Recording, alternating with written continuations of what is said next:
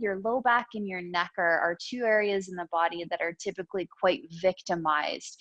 They kind of experience a lot of load if we are sort of compensating within our body. So we're going to look at rectifying that issue today.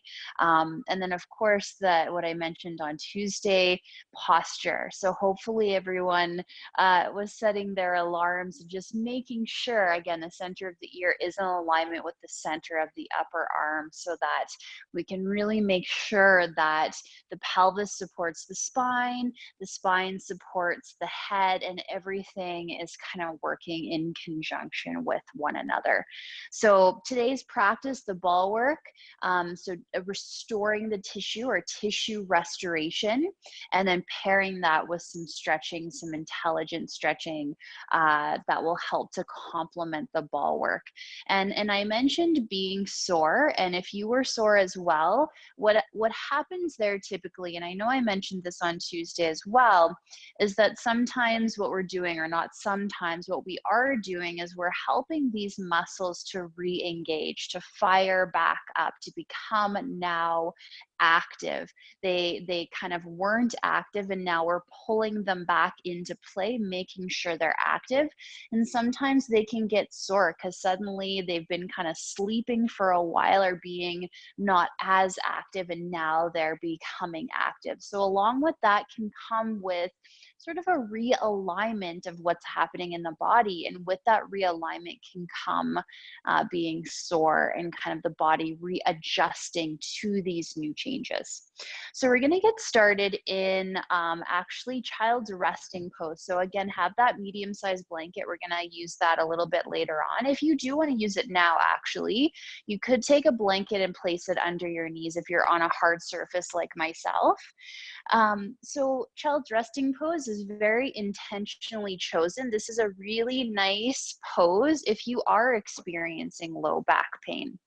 So typically what we do is we have the knees quite wide, the toes are together.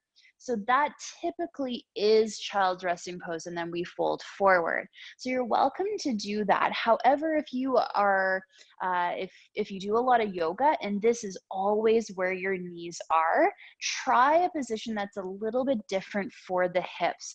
So the wider the knees, the more narrow, all of that has a bearing on what's happening in the hips.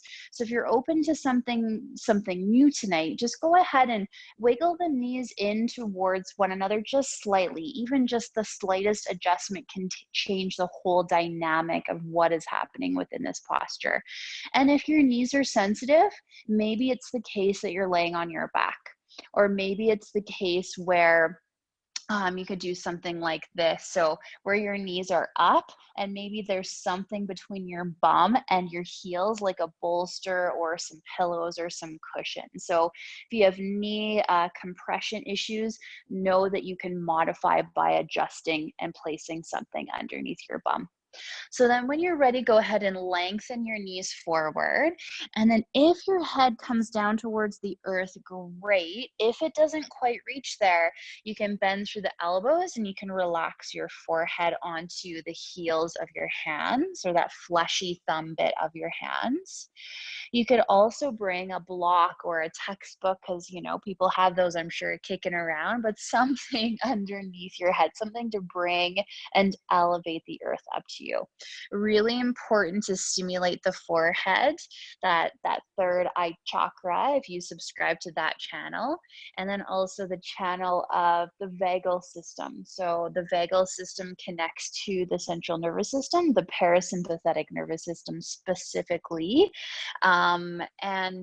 If you don't want all of that fluff, just know that activating the forehead, such as pressure, an eye pillow, whatever, will help to calm your central nervous system, will help to relax your body, your mind complex. And as you know from Tuesday, the two are very much connected.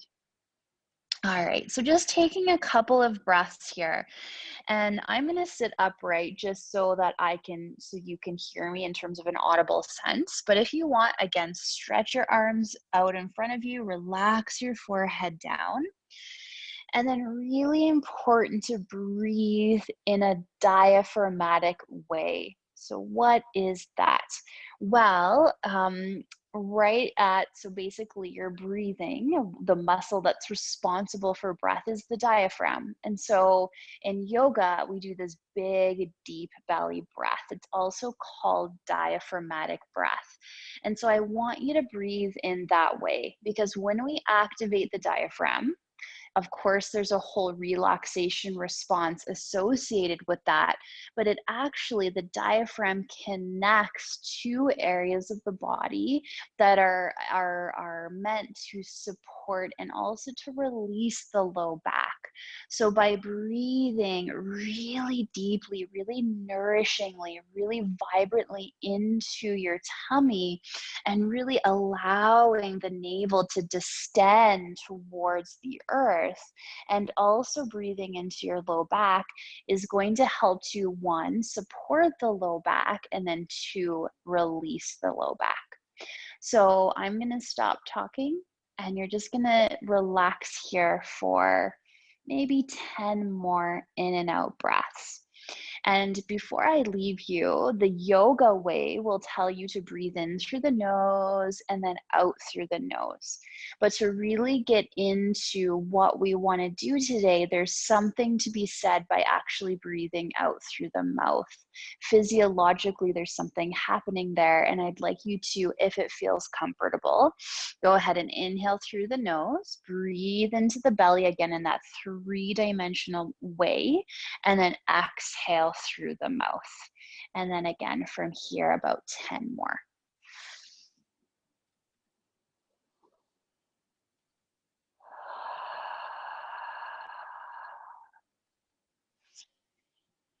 And as you're breathing here, just allowing your fingertips and your hands to soften and to relax. And doing your best to soften all of the places within the body, all of the cells, all of the fibers that make up your physical body. Allow your forearms to soften and to relax. Maybe the eyes are closed at this point.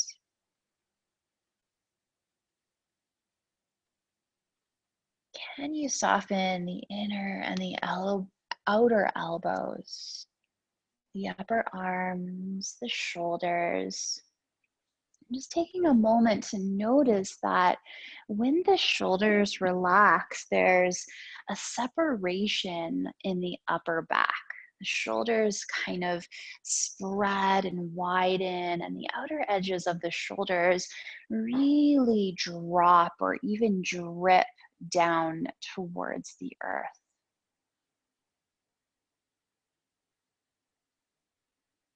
And just noticing the spine within the body, noticing the body as it wraps around the spine.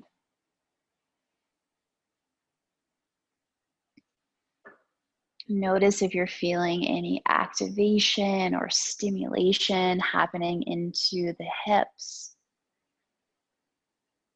And then see if you can take the active steps to breathe in this sense of calm and relaxation into the sensation that you're experiencing within the hips.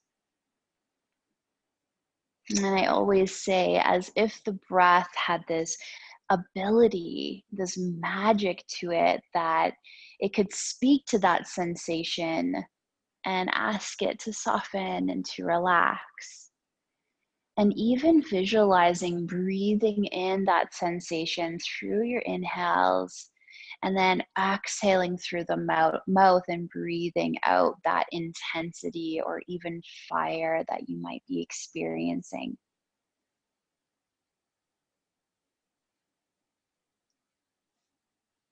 And just a few more breaths here.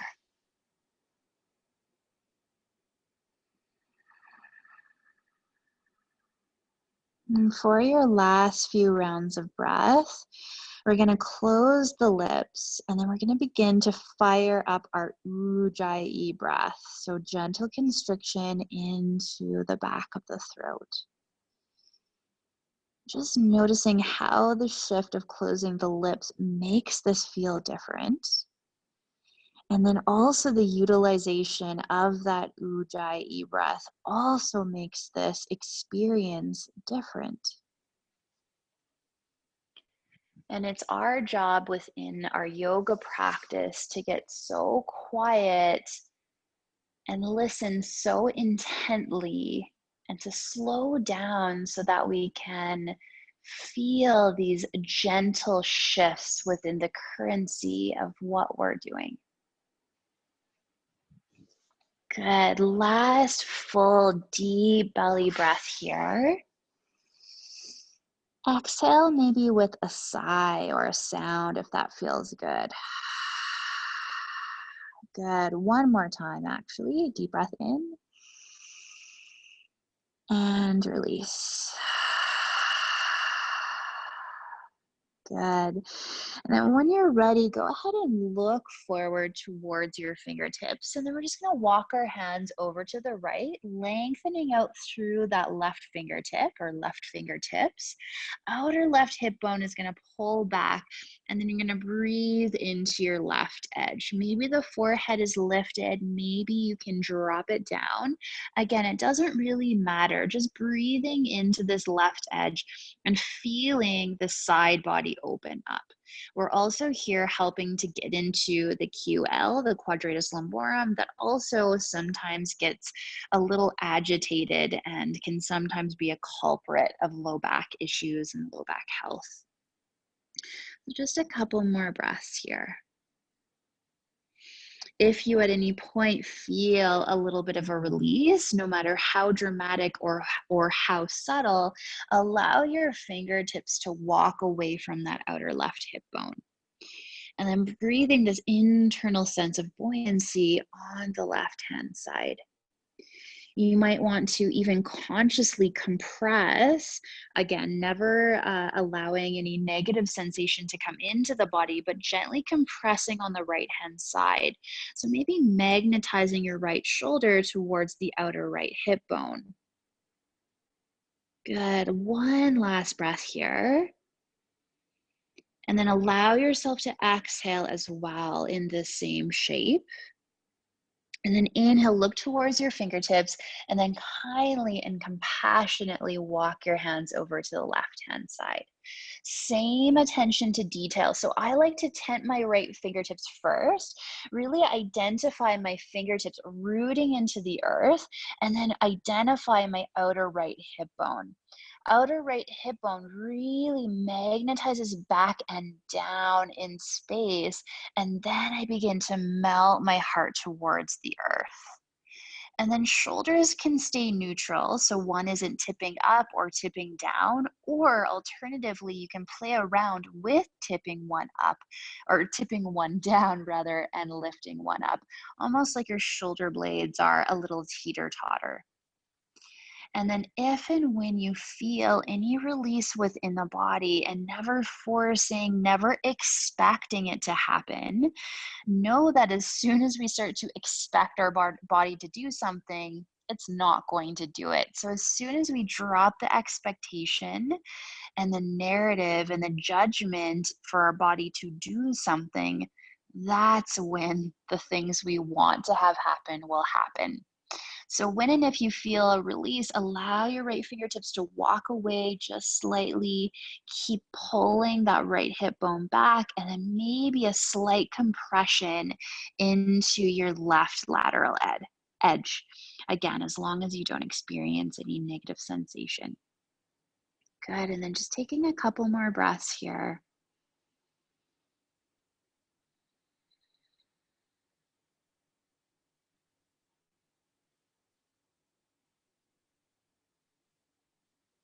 Good. Inhale to look towards your fingertips, and then walk your hands back towards the center of your mat.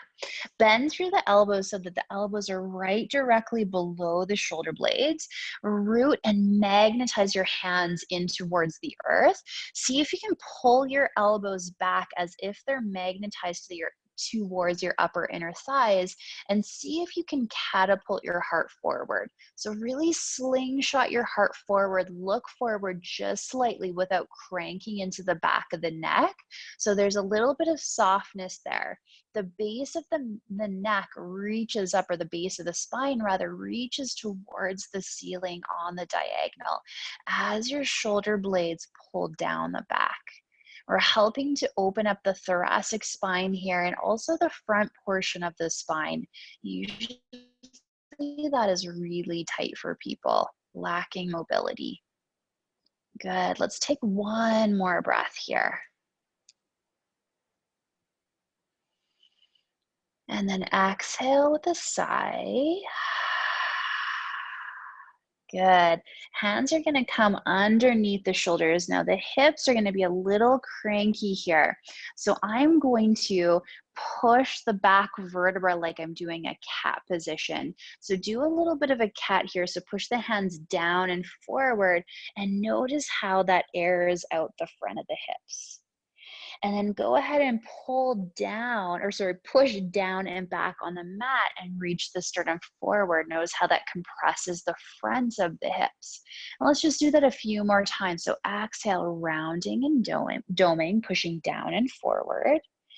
And then inhale, lifting and lengthening, pushing down and back with the hands. Good, and just a couple more times. Because the spine dictates a lot of how we feel within the body, and it's so important to just how we feel in our body in a general sense, see if you can get a little bit creative with your movements here. So I spoke a couple of classes ago about creating this undulation in the spine. So almost like your spine is like a snake. If that causes a little bit of fear for you, then maybe pick some different sort of analogy, but just create this lubrication within the spine. Maybe the ribs start to do a little bit of a dance around the spine. Maybe reversing the direction if you've chosen that as an action. And then just finding some free movement, just moving where it feels good, exploring sensation. Again, yoga is all about collecting data. We're just seeking information, knowing and understanding our body, where we feel tight, where we feel open, and then using all of that information to better decide how we can take care of ourselves. All right, and now from here, let's go ahead and shimmy forward and then stretch out the backs of the legs. So walk the knees in just slightly so they're directly below the hips. Don't be in any rush during this practice. I just want to say that first and foremost as well. Spin the inner elbows forward. Notice how that broadens the upper back, and then lengthen one leg back. Doesn't matter which leg. Pressing into the ball of the foot, so pressing down and then pushing through the back heel and just stretching the backs of the legs. The hamstrings are also one of those areas or one of those body parts that when tight can cause some compression and overload in the low back. So just stretching that out here. And it also just feels good. All right, other side.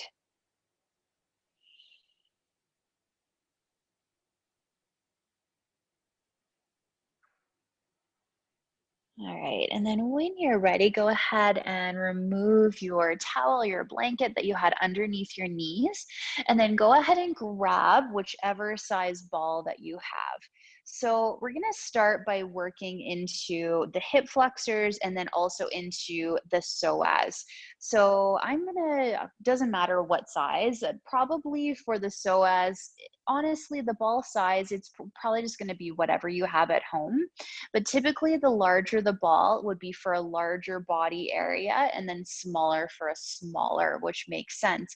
But also, if you have two different sizes at home, sometimes just once you get into that area, you're just like, nah, it's not working for me. And then try a different size ball or different firmness of ball. And they also mentioned on Tuesday that you're going to develop a greater intensity intensity or a tolerance for intensity as we progress and also as things release, right? So let's go ahead and identify just where the hip flexors are. So if you look to the front of your hips, if you imagine you're wearing jeans, so right front hip pocket there. So it's really a small area here. So we're going to do what's called a cross fiber. So we're going to go over this way, so laterally and medially, and then up and down. So we're going to lay onto our belly. Then we're going to get into the psoas, which is kind of right here. So just a little bit of body anatomy. So again, a hip flexor is right into that front jean pocket. And then psoas. So if you find your frontal hip points and then just in from there, that is where your psoas is the closest to the surface. And if you dig your fingers in there, you're going to feel the core, your abs. But if you really have that good sense of interoception, you're going to feel your psoas, and we'll definitely feel it once we get working with the balls. So let's go ahead, and it doesn't matter what side you begin with. So starting with that hip flexor. So I'm going to do my left just so you can see me here. So right into that little hinge place. So thigh and then belly. So not into the groin, not into the outer side, because we have a kind of the top of the femur here. We want to avoid that. So right in there. So the flesh of the thigh and then just up from there. And then go ahead and find a placement that feels okay. Tuck, so ball is on the left or right side, tuck those same toes. So there's a little bit of activation into the thigh. And then just start to feel around, roll around. And as soon as you identify where the hip flexor is, usually for people that sit a lot, this is going to be quite intense. You're going to, and I'm having a hard time finding an area that's tight. But anyways, sometimes it can be very obvious, like instantly you're gonna feel the sensation, and then you have to search for it other days. So it really just depends. And then sometimes you'll kind of feel something, but then if you apply a little bit more pressure, then the area will start to become obvious. So remember that analogy. So pain is not the name of the game, but it also is the name of the game. So it hurts so good, right? That's what we're looking for. We're not looking for kind of like an electric sensation or any negative sensation, kind of like a really good deep tissue massage that, yeah, it's intense and you want to bite on a wooden spoon, but you know intuitively it's going to release after we're done. Okay, so yeah, so just start to kind of roll into that area. Again, it's not a very big area at all.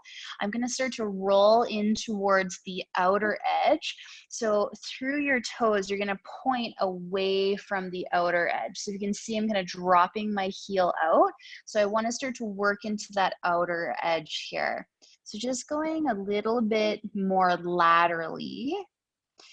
And then sequentially just kind of working more medially. So going from the outside and then starting to do almost like a zigzag pattern up and down in closer towards the upper inner thigh, but obviously not into the upper inner thigh.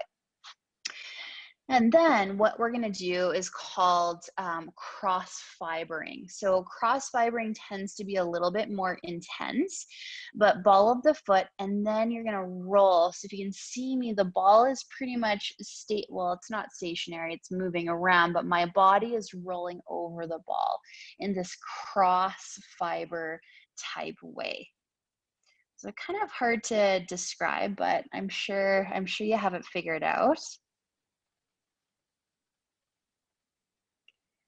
Good. And then what we're going to do before, actually, let's get into the psoas. So again, feel free to linger wherever you need to linger. But now we're going to get into the psoas, and then we're going to work down the thigh. So the psoas, again, so you're going to find your hip bone here. So this bony protrusion, this bony prominence, and then you're going to work in, and it's right about there. So you're going to take the ball right into your tummy. I hate, with a capital H, this one.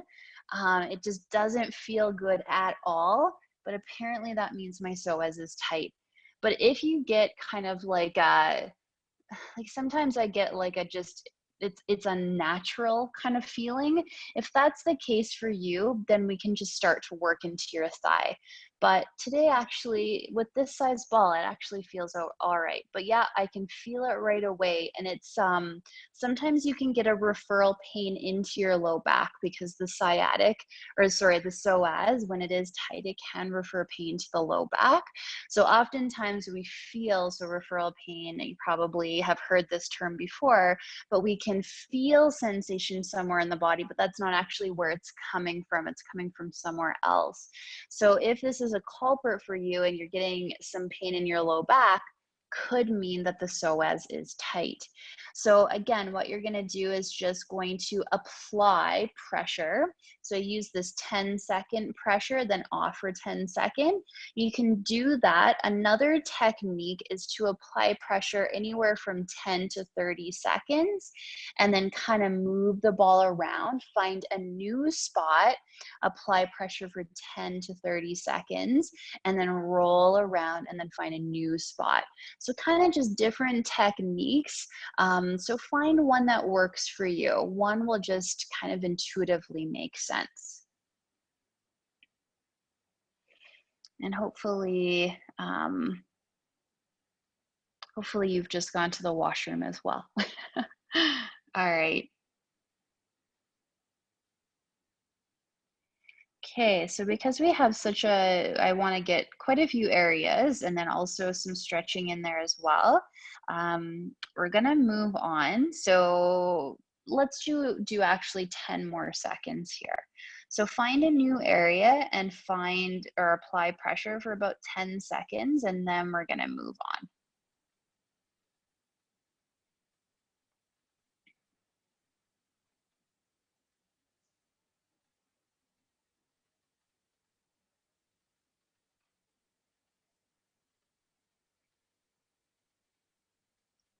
Okay, so I think that was about 10 seconds.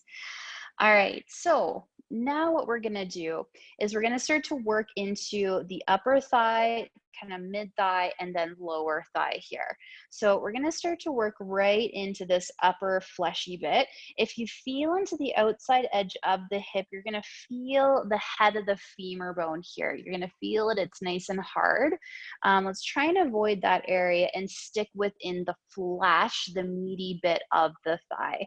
So we're gonna start here and then we're gonna go kind of in and then out. And then we're also gonna do that cross fiber, okay? And then we're also gonna do a little bit of movement with the leg to keep or to engage the muscle. Just different techniques, and hopefully all of the combo of all of them will give you a nice thigh release. Okay, so starting kind of in that area there. And then again, you're always gauging your central nervous system. So because, and I mentioned this on Tuesday, because you have something digging into your body and into an area that's potentially sensitive, your central nervous system is going to be on alert. And really important to do this work when the central nervous system, or when we work with the central nervous system. So basically what we want to do here is our hips are square, but then we're going to start to apply a little bit more pressure. And by the way, if you have the balls, like the yoga tune-up balls, you could do both balls in the tote at the same time. You don't have to do one at a time. You could do them both. That might feel pretty good too. But anyway, so we're just kind of, okay, hey, the ball's there. It's okay. We're breathing that diaphragmatic breath this entire class, and just telling our central nervous system, this is okay, this is okay. Kind of like a kid on their first day of school, right? We're giving our bodies and giving them a little pep talk. And then when you can find an amount of pressure that is agreeable, then you can start to sift. So what we're doing is we're going from the inside So upper inner thigh, and then we're just doing this zigzag back and forth until we get to mid thigh, and then starting to point. See how my toes, the heel is towards you, the toes point away, and then working into that lateral edge. Okay. So doing that kind of up and down, maybe 2 or 3 times. And then when you're ready, we're going to go from side to side, that cross fiber, which does tend to be a little bit more intense. Sometimes people will find it more comfortable. So if you're working on your left thigh, your right knee will be bent as a prop for support. So sometimes that can just be a little kickstand and make this process a little bit more enjoyable for you. Okay, so working fairly swiftly here. So if you're not into the cross fiber, start to do the cross fiber now. And then find a place that is kind of central. It's like kind of the most intensity. And then what you're gonna do is you're just gonna get cozy. You're gonna let those tissues just kind of marinate around the ball. And then again, this is gonna be up to you how much you can tolerate. Toes being tucked right now and pushing out through the heel could be enough, kind of like what I'm displaying right now. If you want to try a little bit more, you're going to start to flex through the foot and bend through the knee. And then you could apply some movement, or you can just flex and straighten, flex and straighten. And again, just a different technique to also get a release. All right, so let's start to go mid-thigh now. So just crawling your way forward. And this again tends to be a little bit more intense. So right into the meaty midsection of your thigh. So we're going back and forth from inside to outside, up and down, zigzag, and then eventually cross. So you're going like this across. So up and down, and then side to side. Okay, so about 10 more seconds there.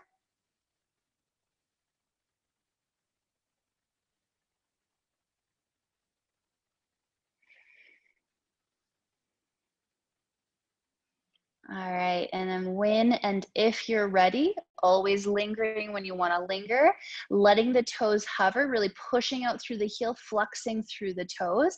By the way, if being on your elbows is too much load on your low back, you're going to walk the elbows away and even rest right onto your belly. And then you can go, ooh, yeah, that's a whole party happening right there. All right, then go ahead and lift and lengthen. Also, sometimes knee issues.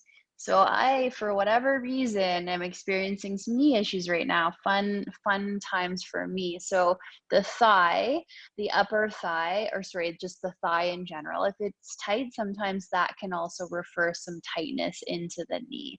So knee issues, this will be good for that as well. Okay, so now moving on. So there's a little pocket.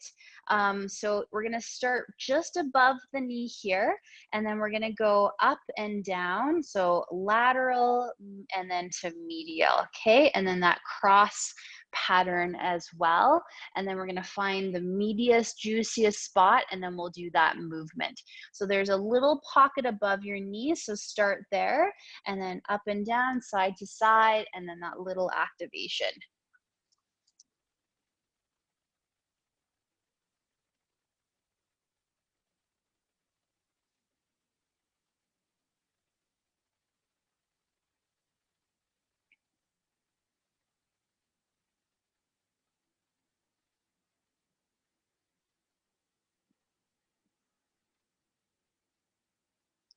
All right, just about 5 more seconds, and then we'll activate.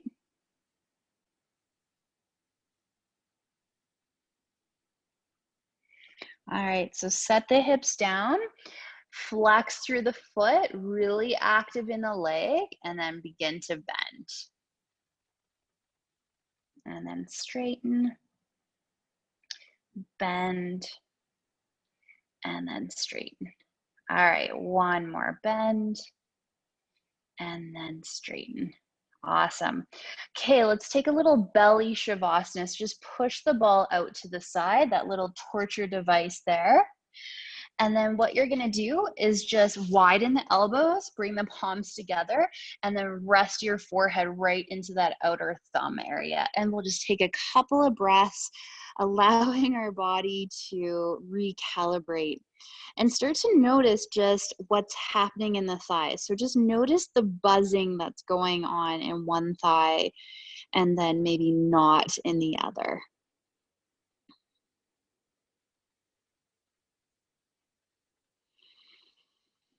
And if you want, you can start to bend through the knees and just notice like when you engage. So when you bring the heels in towards the glutes and when you start to really activate through the thighs, just notice how smooth the activation is on the one side versus the other. Like I feel kind of like a clanging or just kind of a gumminess into the side that I haven't worked. And usually when these tissue fibers start to become a little bit more slide and glide, which is what muscles are intended to do, they work more functionally and what they're intended to do. So just like a little notice as to when you pull the heels in, how smooth that one side feels. And I can actually feel on the undone side, it kind of refers into my knee, which is kind of interesting. And then just sway the feet from side to side, releasing the low back there. All right, let's get this other side done as well. I'm gonna flip over so you can see as well as you can. But again, so we want to notice the top of the femur bone. So the hip bone, the top of the femur bone, and then right in there. So we're going to do inner, mid, and then outer here. And so up and down in a zigzag fashion, and then zigzag the other way. So upper, then we'll do mid, and then lower. And we'll spend about 2 minutes in its entirety doing this. So we want to start by applying some pressure. Again, working with the central nervous system. I like to tuck the toes on the side I'm working. That just feels good for me, but it's up to you. It's just a preference, a personal preference. And then just start to mediate the pressure. Okay, the opposite side. So if you're working your right, your left knee may want to bend and act as that kickstand, or maybe not. Again, just a preference.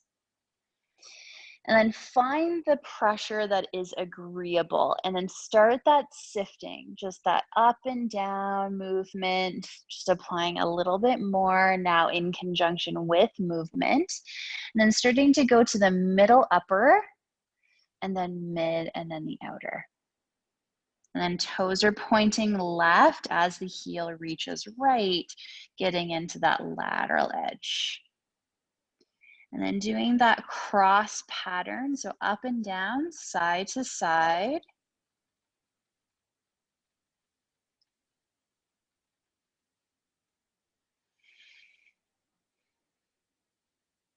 And then if it feels okay to do so, we're going to activate through the foot and then bend through the knee. And do that a couple of times.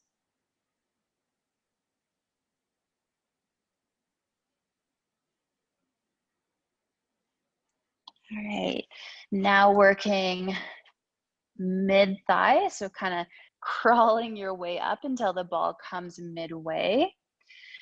And then starting just wherever you'd like, but making sure you hit all the points.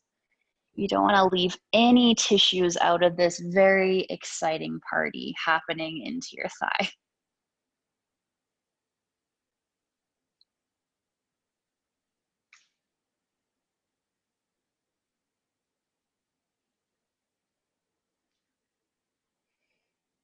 And then cross fiber.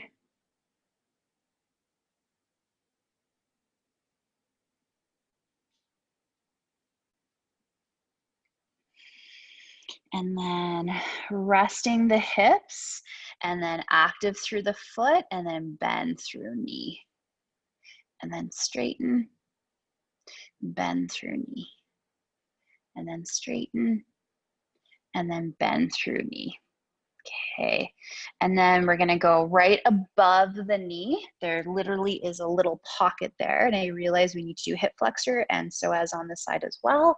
So I will try not to forget. And then for this one, I like to come right onto my side and then do that inner knee sometimes feels really cranky. So you can, if you can just see in the camera here on the screen what I'm doing, just working that inner knee here. And you could actually go right inside the knee. Of course, just always in conjunction and communication with your body. Negative sensation, don't do it. But from what I know, it is okay to do that. Then going back into that meaty part, up and down, side to side, cross fiber.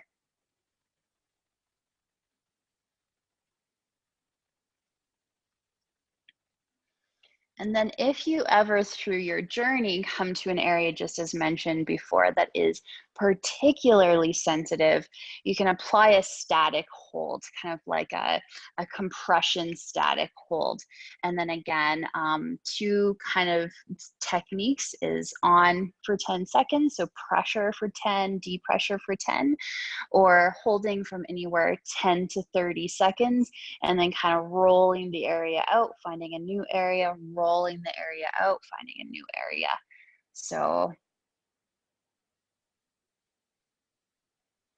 all right, and then find, so just above the knee, kind of the heightened area, the funnest, most excited area, aka the most painful area. Push out through the heel, flex the toes in, and then close at the knee joint. And then straighten, and then bend. Two more, straighten and bend. Straighten and bend. Okay, awesome. You can stay on your belly. If you need a reference for hip flexor, you can have a look at me. So hip bone, and then right above. So front jean pocket, pretty small area. So this ball probably is too big for this area. So you might want to find a smaller ball or just work with what you have. So again, up and down here, and then that cross fiber. And then we'll get into, so finding your hip, and then right, so medial, so right in there would be your psoas, so right into the belly there. So starting with that hip flexor, I'm gonna try this different sized ball.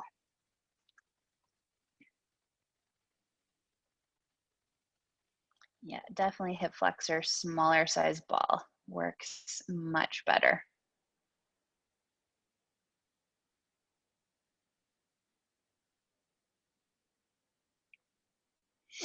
And if you find an area where you do get that referral pain and it's just too intense, again, I think I mentioned this on Tuesday as well.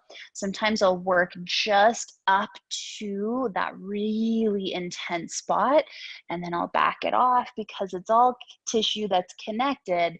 The hope there is that when we work up to that pain area, but not within it, we kind of help to milk the area. When the tissues are round, soften and release, then therefore it will refer a release into that area. Okay, so now working into the psoas. So hip bone, and then just in, laying on that ball, and then breathing deeply into your belly. So that diaphragmatic breath.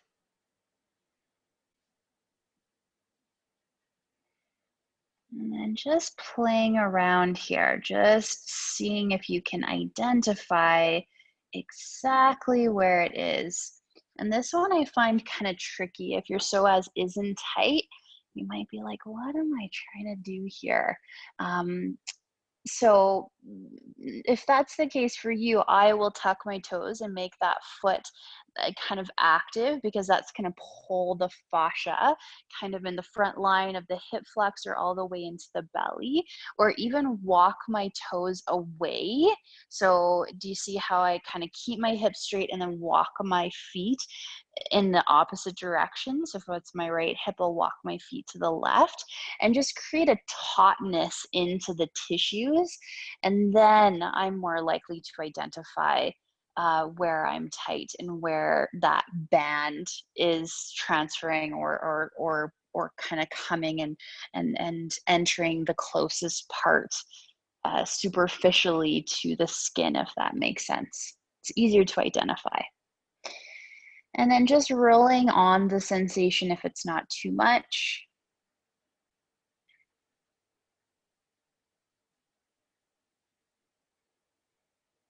Okay, so let's go ahead and place that ball off to the side. Take a moment just in your belly shavasana. Just breathing and allowing that rehydration to happen within those tissue fibers that we have just worked.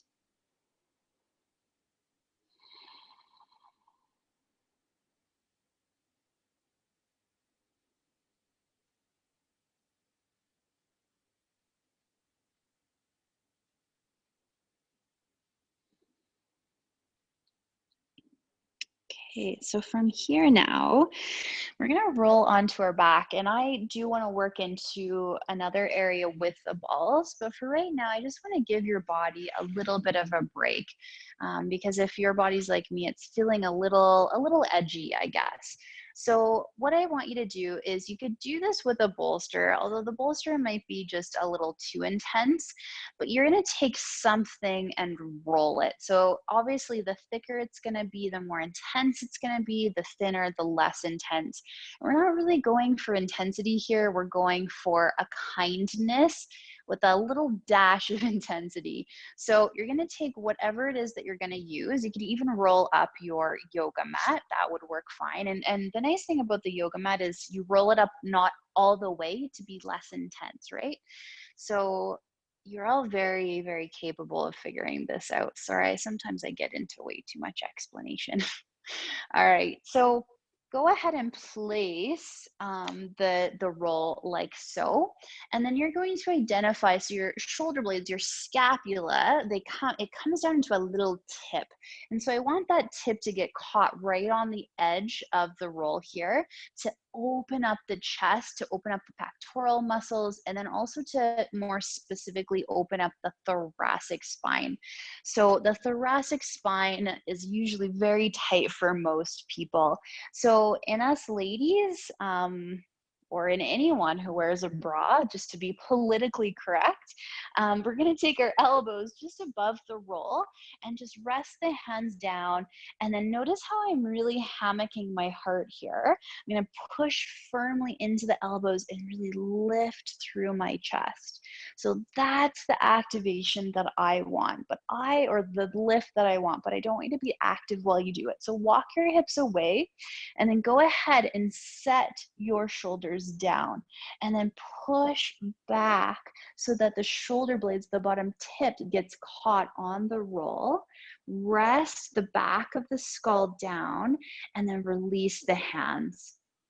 And the hands can be wherever. If you want more of an opening, or not more of, but if you want to pull your shoulders into the mix here, you're going to start to lift your arms up until you feel, again, that good, kind sort of movement, that opening into the shoulder girdle. And then in the beginning, let's allow the knees to stay bent. And again, just allowing ourselves, our bodies, to know that this is okay, this is safe, this is healthy, this is fine. Again, working with the central nervous system, taking those big belly breaths in. And then only when and if it feels okay to do so, then could you straighten through the legs. Okay, or even bend through one, straighten through one leg until it's okay for you to release both. And again, this isn't a yes, you need to do this and this is the best way to be. This is more like my body's responding well, so then I'm going to choose this option that Amber is providing. And then if your low back is feeling a little bit sensitive, take your ankles wide. So that's going to pull some breath into your low back. And then you're just going to breathe here for a couple of moments, maybe close down the eyes. Make sure the shoulder blades are tucked underneath the back in such a way that it's creating this little lift, this internal sense of buoyancy in the chest. So usually what I'll do is I'll push into my elbows, squeeze my shoulders down and together, and that will lift through my chest. Just taking a couple of moments to reconnect with the central nervous system. Diaphragmatic breath.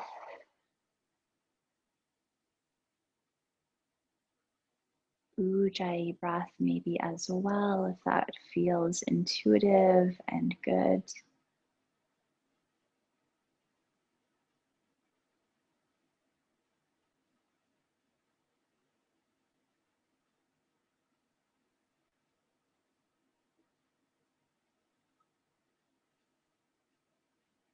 Okay, let's take 5 more breaths.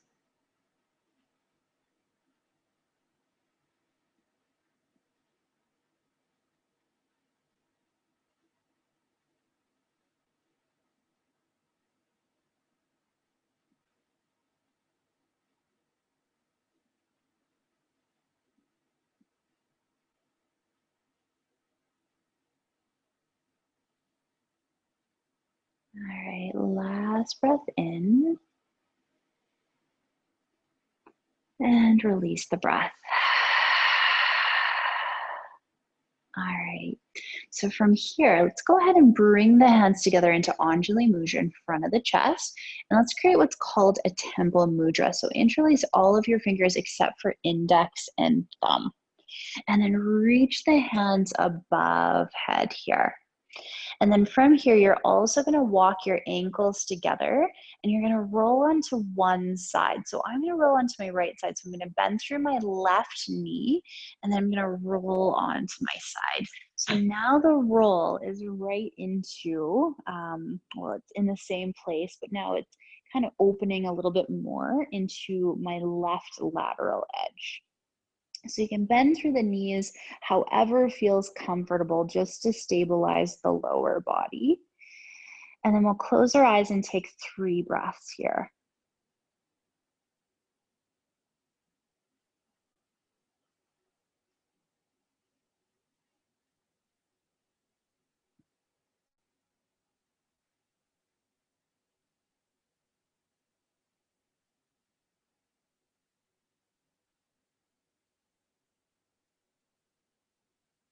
Good. Now, staying almost exactly where you are, so knees, ankles, and hips are all going to be stacked. You're going to release your upper arm and create a cactus in your arm. Now from here, we're going to start to peel the left shoulder back, coming into a twist. Now, if you're like me and most people, this left shoulder will not touch down on the earth, and that's okay. But we're more so focused on what this is doing into the thoracic spine. So we're twisting into the thoracic spine. So what I do is I start to roll onto the back of the skull, peel my shoulder away and off, not off my body, but kind of back. And then again, just working with my central nervous system, going really slow, really kindly, not pushing or forcing. And then when you work it this way, when you go slow and really talk to your body, your central nervous system, you'll realize you're going to get a lot deeper here. And then if you come to a place where the shoulder is on the earth, then you're going to bend through both elbows, push the elbows into the earth, and kind of pull the right shoulder kindly closer to the right so that you're squaring your shoulders to the ceiling. And then you're going to release the hands. And then you're going to breathe here for 3 more breaths. And if you can't quite get that shoulder down, you're going to lift the knees enough, maybe even lifting that upper knee, stacking it like so, so that you can get the left shoulder down. And then once you get the shoulder down, taking 3 breaths.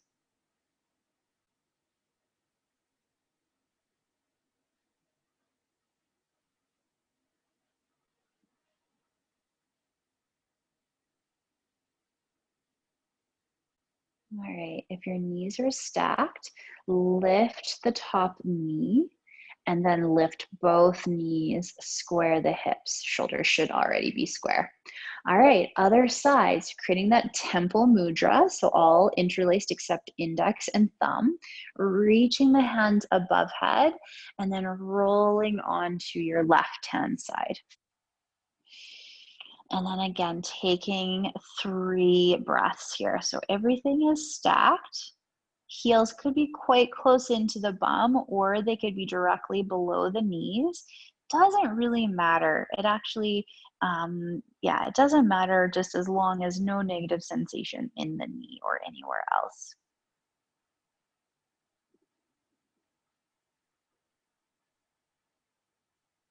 Good. Last breath in. You can allow it to be an audible exhale if that feels good through the mouth, or not, up to you. Good. Now keep the left arm where it is. Begin to cactus the upper arm. So activating into the shoulder girdle, and then you're peeling the right shoulder blade back, rolling onto the back of the skull. And again, the twist is coming right from that little hinge point. So right into the thoracic spine. So just above mid back. As you pull back, that right knee is going to pull so that it's no longer stacked, and that's okay. And then again, coming to a place where you could get that right shoulder down. If it's not happening, maybe try lifting through that top knee and setting the sole of the right foot onto the earth.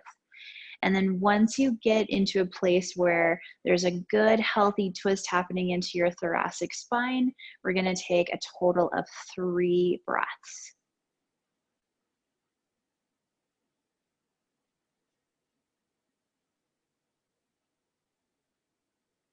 Just notice the back of the neck. A lot of times we're so focused on what is happening in an area that I'm directing you to that we can forget about other areas. So then we start to grip, we start to furrow. So making sure the face is nice and soft, the shoulders are soft, and then lifting the head off of the earth. And then again, imagine the tops of the ears are magnetized to the wall behind you, and then allow the head to reach back onto the earth. And that'll just fluff up the cervical spine, the neck vertebra and muscles to make sure they're nice and long, having and maintaining that positive posture that we spoke about on Tuesday. All right, now knees start to reach up towards the ceiling, squaring everything off. Go ahead and push into the feet just enough to release that roll. And then from here, we're going to work into the glutes, the outer hip with the ball, and then hopefully we'll have time for a little bit into the hamstring, but that'll be more of a stretch. So what I'm gonna get you to do is roll off to the side, come up, grab your ball, and we're gonna start into the right side here. So I'm gonna place my ball onto my mat, and then I'm just gonna come like that bull's eye.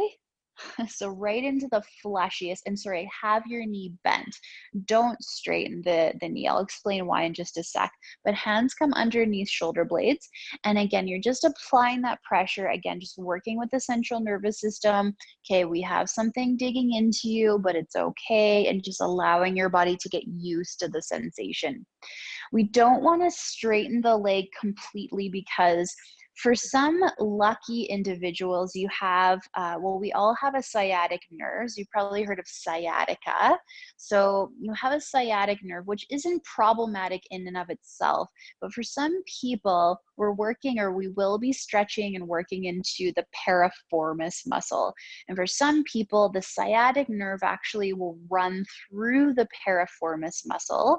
And when the piriformis muscle is inflamed or overstretched or overworked or irritated, it's gonna congest and choke on the sciatic nerve. And so when we straighten the leg, there's a greater probability that we're gonna agitate the sciatic nerve. So I just want to keep a slight bend into it. And that just brings up a good point that if you feel any kind of twinging or nerve type symptoms that is not like hurts so good, then definitely back off, reposition, or even come out completely. Okay, so now we're working. I'm going to actually use a smaller. Usually the big one works well on the glute, but it's just not doing it for me. So we're just going to start to roll around into just the very meaty portion of the glute, and just feeling, you can probably feel that little bony prominence. So just working around that. You can even work right on it. Kind of two schools of thought. That one school is don't work on bone, but now newer research is saying actually yes, work on bone. So up to you, listen to your body. If you want some greater sensation, you can take this right leg and actually cross it.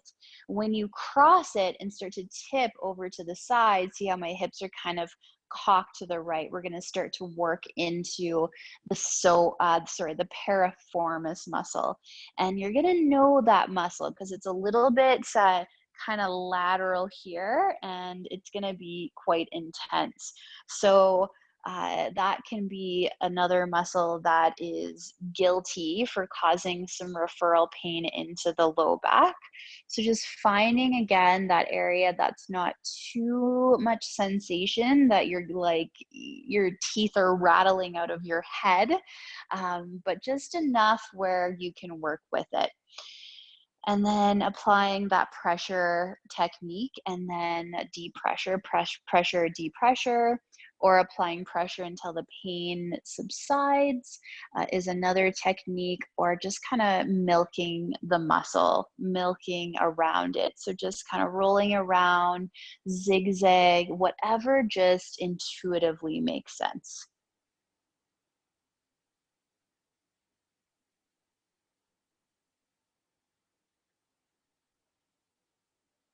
So I heard someone refer to kind of this. So once you start to get into more of this lateral edge, so if you actually come onto your elbow and start to roll kind of onto, you have a hip versus sac here. So for some people, this is going to be way too intense. Again, one school of thought will tell you that you should avoid this area.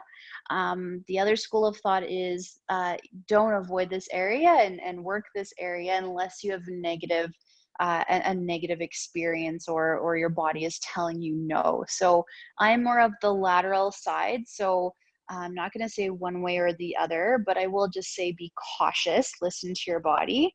But a lot of people, I heard someone refer to this as the cave of torture. This is pretty intense right into this lateral edge here. And usually I'll find a spot and just kind of allow the muscle to soften around the ball.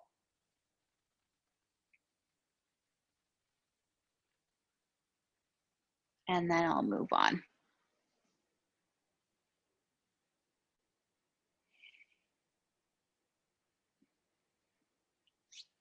So once you work into the butt, once you work into the outer hip, then start to work into the gluteus medius. So kind of where the muscle just tapers off here.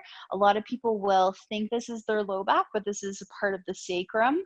The low back is a little bit higher, but working a little bit, not a little bit, but working around this area as well. And just making sure that you get all of the juicy spots, and knowing you can always come back to this when you would like to. So just in the sake of time, probably another 5 seconds or so before working into the other side.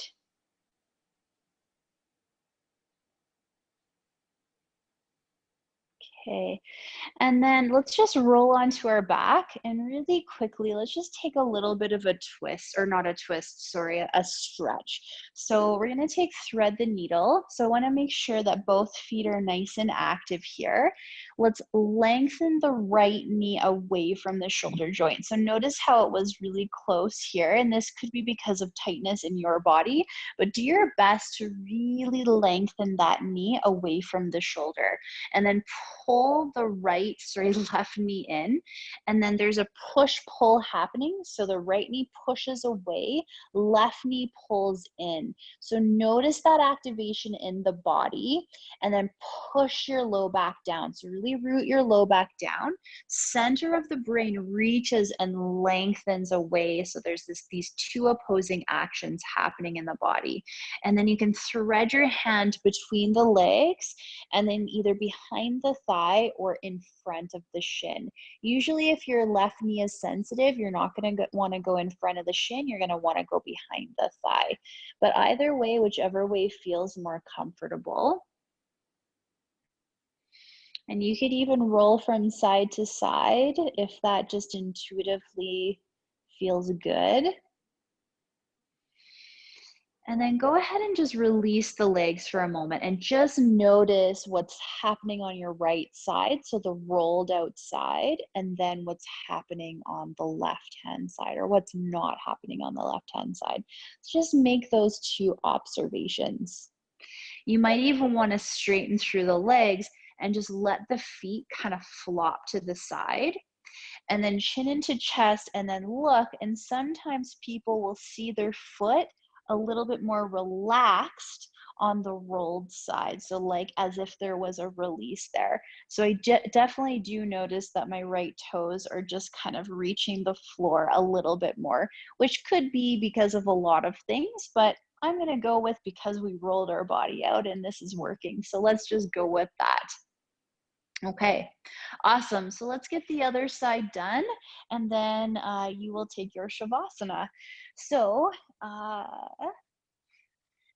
so ball on the mat, and then just bullseye target right on that meaty part. So the meatiest part, so your glute max, your gluteus maximus, and then right knee stays bent. And then just starting to roll when it makes sense. It looks like it's going to rain outside. More rain. And then always welcome to pop onto your elbows and then roll around that way, or to get into that piriformis muscle, crossing the ankle over left thigh and starting to work a little bit. So again, it's a little bit, so not right down into the glute max, but up a little bit and then a little bit laterally is usually where I experience the sensation of the piriformis.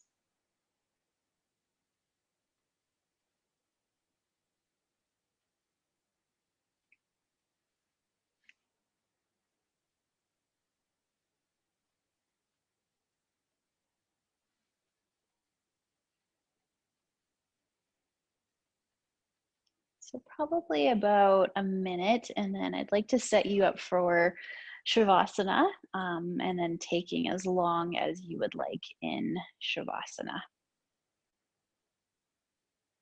So starting to, or not forgetting rather, the gluteus medius. So right into the back of the sacrum.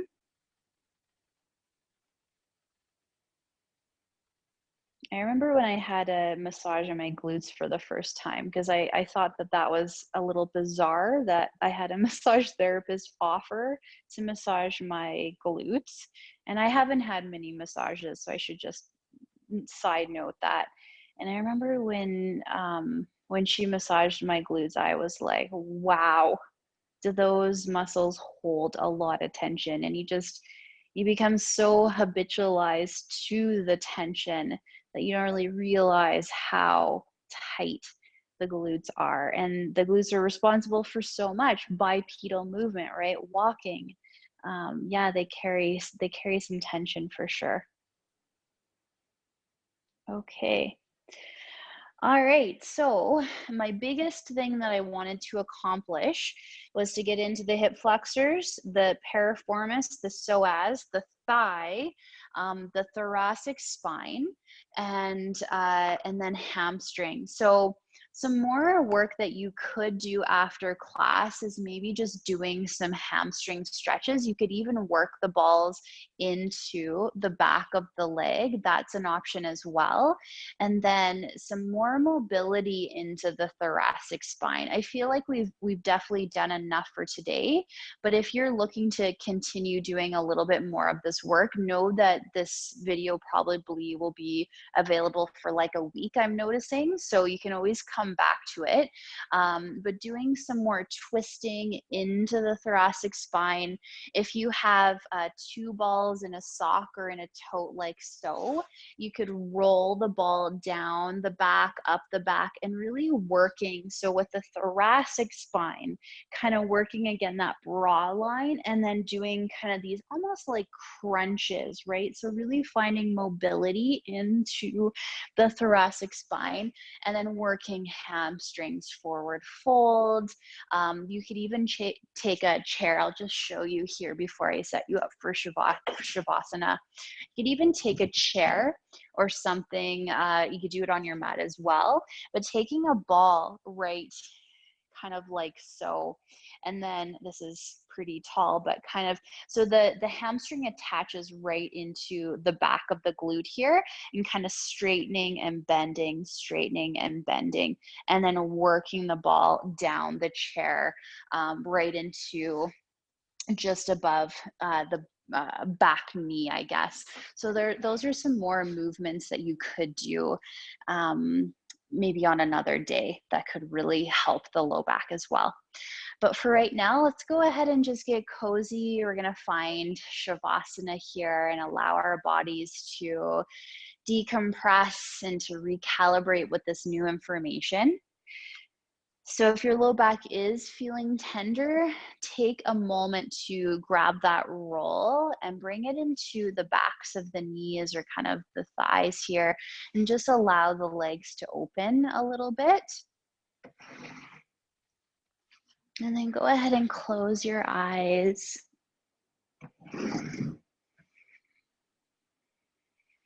Make sure the shoulders are squeezing in and pulling down, but then also there's a relaxation to that. We're not robotic and static. There's some ease to it, a sense of being organic and true to our truest essence. Closing the eyes and softening the forehead, the eyes, cheekbones, and jawline. Allow the neck and the shoulders, from the shoulders all the way down into the fingertips, to relax. Coming back to that nourishing diaphragmatic breath, trying to allow the breath to be smooth and sweet rather than forced and rigid.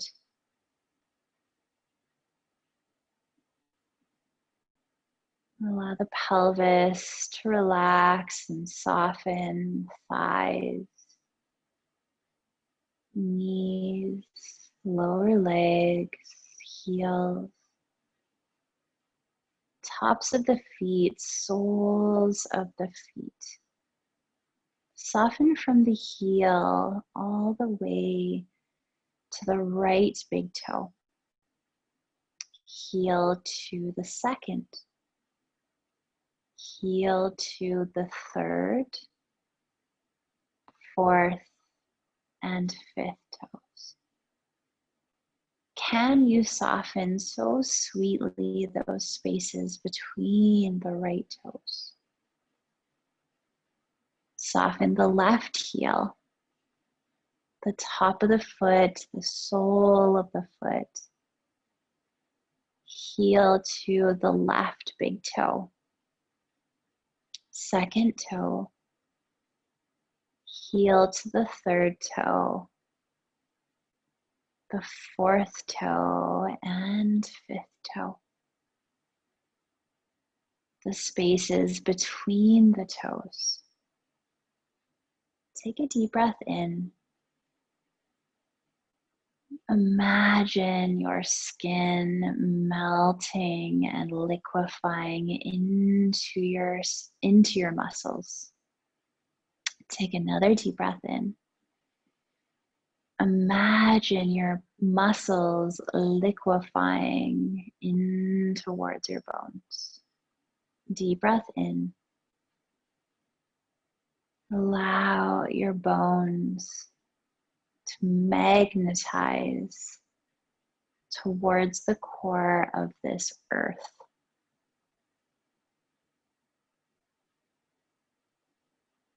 Take a couple of minutes to just be present, to be the silent observer to your body, to your breath, and to your stream of consciousness.